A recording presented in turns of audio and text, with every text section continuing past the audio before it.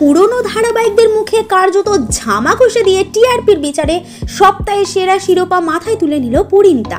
মাত্র 2 মাস আগে শুরু হওয়া এই ধারাবাহিক প্রায় প্রথম থেকেই টিআরপি তালিকায় দ্বিতীয় স্থান ধরে রেখেছিল।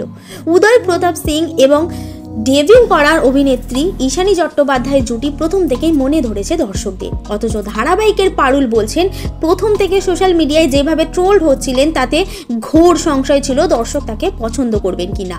ক্রম প্রকাশ্যে আসার পরেই নেটিজেনদের ট্রোলের শিকার হতে হয় ঈশানীকে। যদিও টেলিকাস্ট শুরু হতেই ছবিটা বদলাতে শুরু করে থাকা সব প্রোডাকশনেরই মূল লক্ষ্য। আর টেবিল টপ হওয়ার পর সেটে রীতিমতো উৎসব শুরু হয়ে যায়। কিন্তু আনন্দের মধ্যে ঈশানী বলছেন, টিআরপিতে 1 নম্বর হয়েছেন ভালো কথা, কিন্তু সেই আনন্দে মেতে থাকার সময় নেই। দর্শক যখন দায়িত্ব বাড়িয়ে দিয়েছেন তখন সেই দায়িত্ব পালন করার জন্য কঠিন পরিশ্রম করে যেতে হবে। ভালোবাসা উজাড় করে দেওয়ার জন্য দর্শককেও ধন্যবাদ জানাতে ভুলে যাননি ধারাবাহিকের পারুল। ডেইলি সোপে আমরা দেখতে পাচ্ছি রায়ান ও তার দল বলে ষড়যন্ত্রে কলেজ থেকে বের করে দেওয়া হয়েছে পারুলকে। দাদুর সাথে পারুল কলেজে গিয়ে অপমানিত হয়, একই সঙ্গে নিজেকে নির্দোষ প্রমাণ করার প্রতিজ্ঞা করে। এরপরের ঘটনা জানার জন্য দেখতে হবে পরিণীতা জি বাংলার পর্দায়।